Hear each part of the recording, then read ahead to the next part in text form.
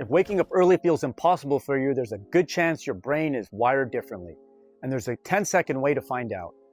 Humans have something called a chronotype, your brain's natural timing for sleep and alertness. Some people are morning types. Their circadian clock runs earlier. They wake up naturally and feel sharp in the morning. Others are evening types. Their circadian rhythm runs later. They think clearer in the evening. The difference isn't just preference, it's partly genetic. Large studies have identified hundreds of genes linked to chronotype. Chronotype also changes with age. Teenagers naturally shift later. Most adults gradually shift earlier over time. Your internal clock is controlled by a tiny structure in the brain called the suprachiasmatic nucleus, about 20,000 neurons in the hypothalamus that synchronize your body to the light-dark cycle. But modern schedules force many people to wake earlier than their biology prefers. That creates something called social jet lag. Your brain feels like it's traveling across time zones every weekday.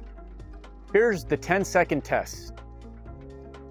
Imagine you had no alarms, no work, and no obligations. What time would you naturally fall asleep and wake up?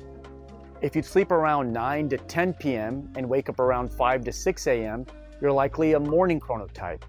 If you'd sleep around midnight and wake around 8 to 9 a.m., you're likely somewhere in the middle.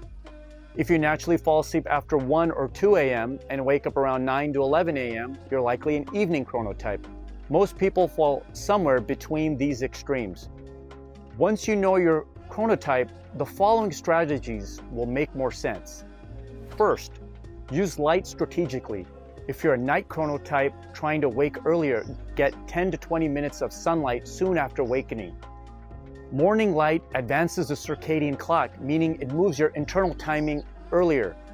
Second, dim lights at night. Even moderate light in the evening can suppress melatonin and delay the circadian clock. Lower lights and reduce screens 2 to 3 hours before bed.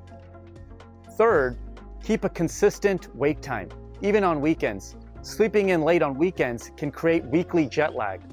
Fourth, shift gradually. Move your bedtime earlier by 15 to 20 minutes every few days. Your circadian system adjusts slowly. Some people also use low-dose melatonin as a timing signal. Small doses in the early evening can help advance the circadian clock. Timing matters more than dose, and supplements aren't tightly regulated, so actual amounts can vary vastly. And when possible, schedule your most demanding thinking during your natural peak alertness. Morning chronotypes perform best earlier in the day. Evening chronotypes often peak later in the afternoon or evening. Understanding your chronotype helps you work with your brain, not against it.